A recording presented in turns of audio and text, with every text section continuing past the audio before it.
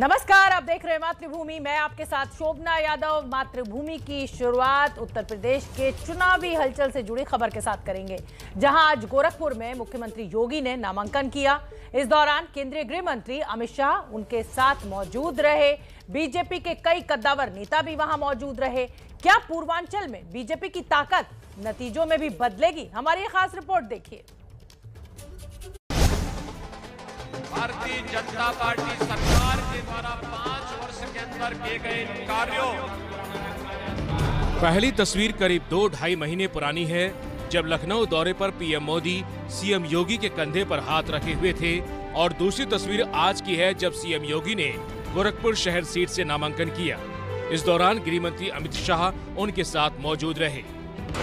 इन दो तस्वीरों के जरिए बीजेपी आला कमान ने सीएम योगी के साथ मजबूती से खड़ा होने का संदेश दिया और उनके नेतृत्व में यूपी में बीजेपी का आंकड़ा एक बार फिर 300 पार करने का दावा ठोक दिया।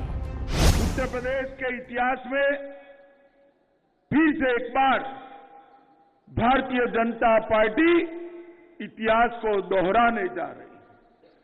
2014, 2017 और 2019 तीनों चुनाव में उत्तर प्रदेश की जनता ने मोदी जी के नेतृत्व में उत्तर प्रदेश का विकास का रास्ता अख्तियार कर प्रचंड बहुमत दिलाया।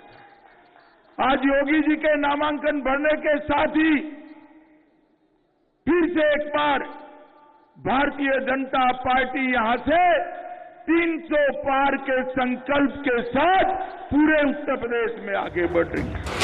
300 के इस आंकड़े को सुगम बनाने के लिए बीजेपी पूर्वांचल में बम्पर सीट पर सवार होकर लखनऊ के तख्त पर पहुंचने की कोशिश कर रही है।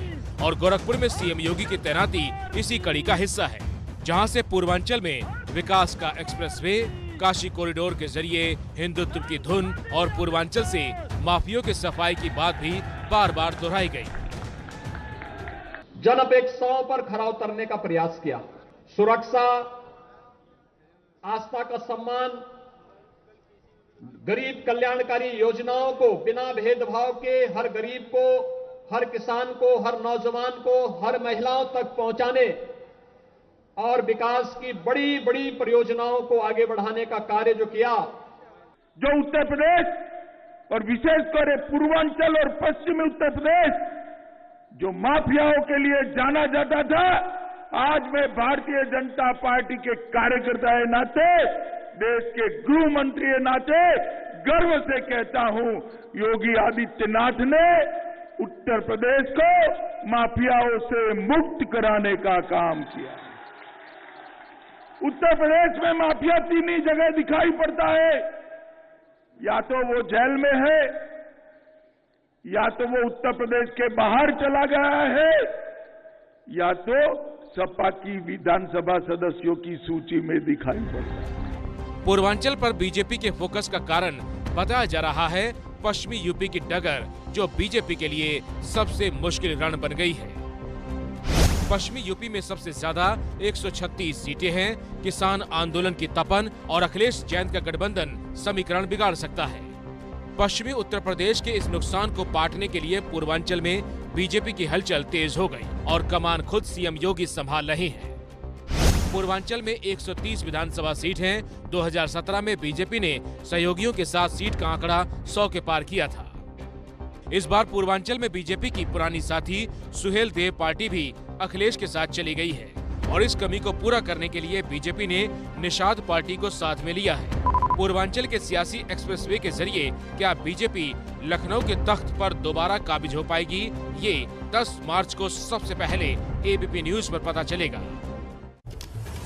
तो आज मुख्यमंत्री योगी आदित्यनाथ ने गोरखपुर विधानसभा सीट से अपना पर्चा भरा है। सीएम योगी आदित्यनाथ ने चुनावी हलफनामे में अपनी संपत्ति का ब्यौरा दिया और बड़ी खबर यह कि उनकी कुल संपत्ति 1,54,94,000 रुपए है। चुनावी हलफनामे के मुताबिक योगी पर कोई आपराधिक मामला लंबित नहीं है। 2017 के हलफनामे में योगी ने अपने ऊपर 4 मुकदमे दर्ज होने की जानकारी दी थी। इस बार के हलफनामे में कोई मुकदमा न होने की बात कही गई है। योगी के नाम पर कोई भवन या जमीन नहीं है, ये जानकारी भी दी गई हलफनामे में। योगी की 2021 तक की आय 13,20,000 रुपए बताई गई है। इसके अलावा योगी आदित्यनाथ के पास 1 लाख नकद रुपए हैं। 10-10 ग्राम के 2 कान के कुंडल हैं, 10 ग्राम सोने की एक रुद्राक्ष की माला है, एक रिवॉल्वर है और एक राइफल है। तो ये सभी जानकारी जो आज हलफनामे में दी गई वो इस समय हम आपको बता रहे हैं। तो साल 2021 में घोषित आय 13,20,653 रुपए। 10-10 ग्राम के सोने के 2 कान के कुंडल भी बताए गए हैं और क्रय के समय यानी खरीदी के समय इनकी क्या कीमत थी इसका भी जिक्र किया गया है। 2017 में एमएलसी के चुनाव के हलफनामे में योगी आदित्यनाथ ने अपने ऊपर 4 केस लंबित लिखे थे, लेकिन आज के हलफनामे में कोई भी आपराधिक मामला उनके ऊपर नहीं है, ये जानकारी उन्होंने दी। आगे बढ़ते हैं और बात अगले चुनावी राज्य पंजाब की करते हैं। पंजाब के मुख्यमंत्री चरणजीत सिंह चन्नी के भांजे हनी को ईडी ने गिरफ्तार कर लिया है। रिश्तेदार की गिरफ्तारी के बाद पंजाब के मुख्यमंत्री चन्नी की मुश्किलें बढ़ सकती हैं।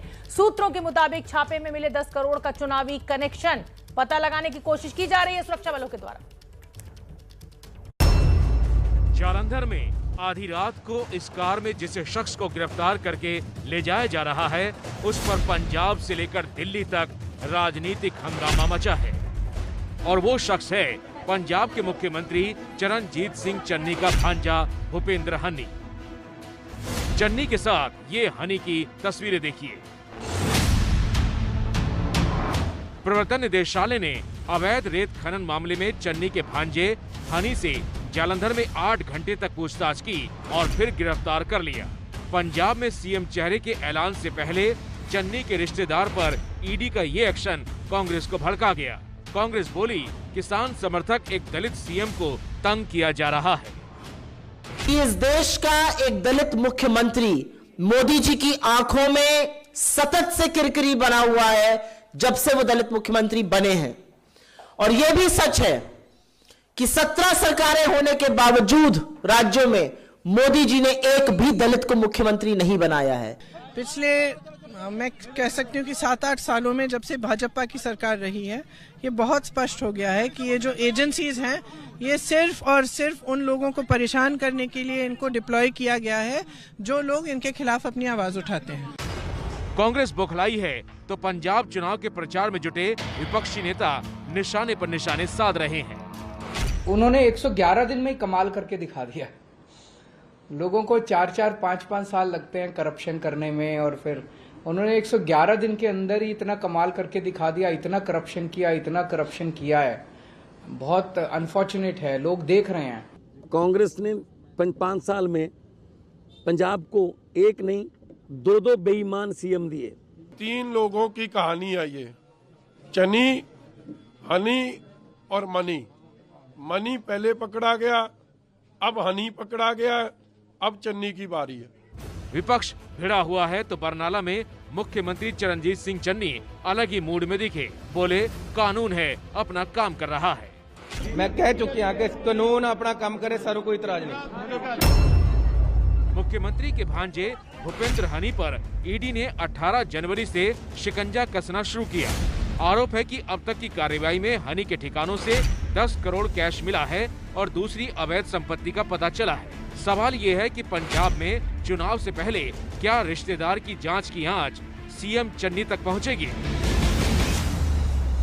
उत्तर प्रदेश विधानसभा के पहले चरण में मतदान के महज 6 दिन बचे हुए हैं। पश्चिमी यूपी में किसानों का मुद्दा गर्म है। किसान आरोप लगा रहे हैं कि आंदोलन खत्म करवाने के बाद सरकार ने एमएसपी पर कमेटी बनाने का वादा पूरा नहीं किया।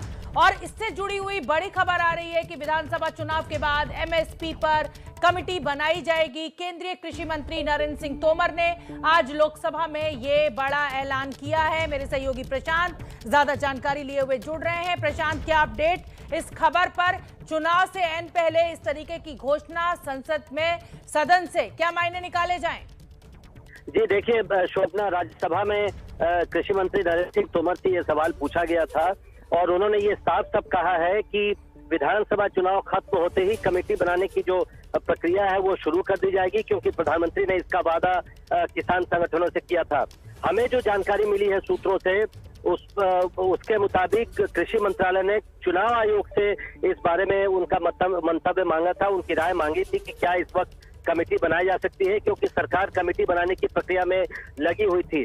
अब कृषि मंत्रालय के सूत्रों का कहना है कि चुनाव आयोग ने मंत्रालय से कहा है कि वो इस कमेटी का गठन चुनाव के बाद ही कर सकते हैं, और इसीलिए आज कृषि मंत्री नरेंद्र सिंह तोमर ने राज्यसभा में यह ऐलान कर दिया है कि जैसे ही विधानसभा चुनाव खत्म होगा कमेटी बनाने की प्रक्रिया शुरू कर दी जाएगी, जिसमें किसान संगठनों, सरकार, अर्थशास्त्री, सभी क्षेत्र जो कृषि और किसानों से जुड़े लोग हैं वो शामिल किए जाएंगे। तो बड़ा ऐलान बिल्कुल आपने ठीक कहा, किसान केंद्र बिंदु में है, और ये बड़ा ऐलान खुद कृषि मंत्री ने किया है आज राज्यसभा। बिल्कुल ठीक है, मेरे साथ जैनेंद्र जुड़े हुए हैं। जैनेंद्र, किसान एक लंबे समय से एमएसपी गारंटी कानून की मांग कर रहे हैं, अब उस पर कमेटी बनाने की बात की गई है। चुनाव आयोग कहता है कि साहब आप ये कमेटी बाद में बनाइए, लेकिन घोषणा एन चुनावों से पहले कर दी जाती है। पंजाब में चुनाव है 20 तारीख को, 10 तारीख को पश्चिमी उत्तर प्रदेश में। किसान खुश हैं, क्या कह रहे हैं?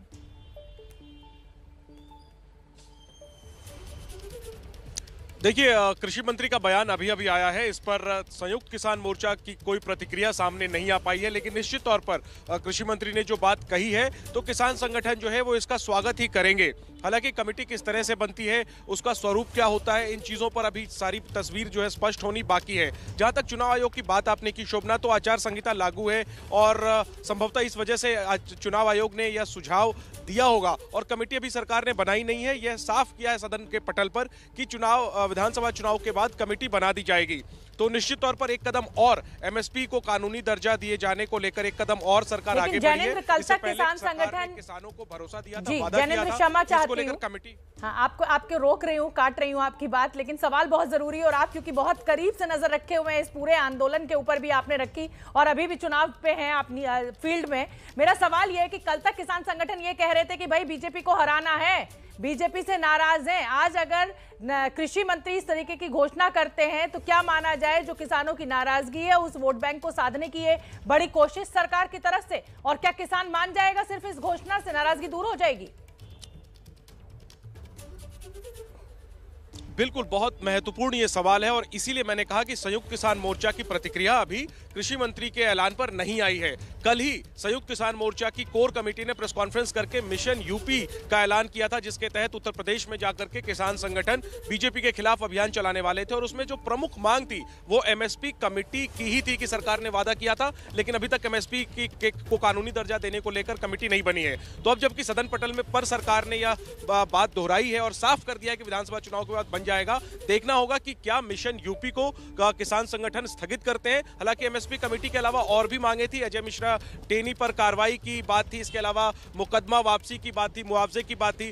तो जिन बिंदुओं पर किसान संगठन मिशन यूपी की बात कर रहे हैं उसमें से एक अहम बिंदु पर सरकार ने कहा है कि विधानसभा चुनाव के बाद ये होगा। तो हो सकता है कि बचे हुए 3 बिंदुओं को लेकर के मिशन यूपी किसान संगठन जारी रखे, या ये भी हो सकता है कि एक बड़ी मांग पूरी हुई है तो सरकार के सकारात्मक रुख को देखते हुए मिशन यूपी टाल दिया जाए। लेकिन फिलहाल संयुक्त किसान मोर्चा की तरफ से कोई प्रतिक्रिया नहीं आई। और हाँ, निश्चित तौर पर चाहे पंजाब हो या पश्चिमी उत्तर प्रदेश हो या पूरा उत्तर प्रदेश हो, निश्चित तौर पर कृषि मंत्री के इस ऐलान से सत्ताधारी पार्टी को उत्तर प्रदेश में, खासतौर पर पश्चिमी उत्तर प्रदेश में कहीं ना कहीं किसानों की सहानुभूति जरूर मिलनी चाहिए। बिल्कुल ठीक है जैनेंद्र, आप नजर बना के रखिए, जैसे ही किसान संगठनों की कोई प्रतिक्रिया आती है, कोई रिएक्शन आता है, आप फौरन हमारे दर्शकों तक पहुंचाएं। और नरेंद्र सिंह तोमर ने इस पूरे मसले को लेकर क्या कुछ कहा है वो सुन लेते हैं। प्रधानमंत्री जी ने क्रॉप डाइवर्सिफिकेशन, प्राकृतिक पद्धति खेती और एमएसपी को प्रभावी और पारदर्शी बनाने के लिए एक कमेटी बनाने की घोषणा की है। सरकार प्रधानमंत्री जी की घोषणा के प्रति प्रतिबद्ध है। कार्यवाही विभाग मंत्रालय में प्रचलित है। चूँकि चुनाव चल रहे थे इसलिए हम लोगों ने चुनाव आयोग के सहमति के लिए लिखा था। चुनाव आयोग का जवाब आ गया है। चुनाव आयोग ने कहा है कि चुनाव की प्रक्रिया पूर्ण होने के पश्चात कमेटी बनाने पर कार्रवाई करें। तो कृषि मंत्री ने आज संसद के पटल से ये घोषणा कर दी है कि चुनाव के बाद फौरन एमएसपी पर एक कमेटी बनाई जाएगी। अखिलेश यादव कुछ कह रहे हैं, सुन लेते हैं। लेकिन प्रधान जुड़े उन्होंने एमएसपी पे कहा और एक्सप्रेसवे पे कहा कि उनकी सरकार ने एक्सप्रेसवे दिया, मुख्यमंत्री की बहुत तारीफ करी उन्होंने। देखिए, एमएसपी मिलना चाहिए किसानों को, फसलों का ये इंतजाम समाजवादी करेंगे। अभी किसी भी फसल का ये बीजेपी के लोग एमएसपी नहीं दे पाए। काले कानून ऐसे लाए कि मन मर्जी किसानों की फसल खरीद लेते। ये एक्सप्रेस समाजवादियों का बनाया हुआ है, आगे का पूर्वांचल एक्सप्रेस भी समाजवादी सरकार का बना हुआ है। तो अखिलेश यादव से आप कुछ भी पूछिए, वो अपने जो पूर्वांचल एक्सप्रेसवे है या जो एक्सप्रेसवे उन्होंने बनाया उसका जिक्र करना नहीं भूलते हैं। हालांकि किसान संगठनों की ये जो कृषि मंत्री ने आज घोषणा की है उसको लेकर क्या रिएक्शन है, इसका इंतजार, जैसे ही हमें वो रिएक्शन मिलेगा हम फौरन आप तक पहुंचाएंगे। और मैं आपको याद दिलाना चाहती हूँ, उत्तर प्रदेश चुनाव में एक बार फिर टोटी का मुद्दा गर्म हो गया है। बीजेपी नेता और केंद्रीय मंत्री अनुराग ठाकुर ने टोटी के जरिए अखिलेश यादव पर तंज कसा है। सुन लेते हैं क्या कुछ कहा। मुख्यमंत्री की बहुत आप देखिए उनके गठबंधन के साथ एमएसपी क्या चल रहा है, खुलकर टिकटें क्यों नहीं बांट पा रहे? क्योंकि जब पहली लिस्ट आई तो एक जेल वाला था, दूसरा बेल वाला था। बीच में भी जितने थे उनके यही हालत है, जेल वाले या बेल वाले। अपराधी छवि वाले कभी गरीब का उत्थान नहीं कर सकते, और इसीलिए गरीब भी कहता है जो टोटी चुराते हैं वो रोटी क्या देंगे।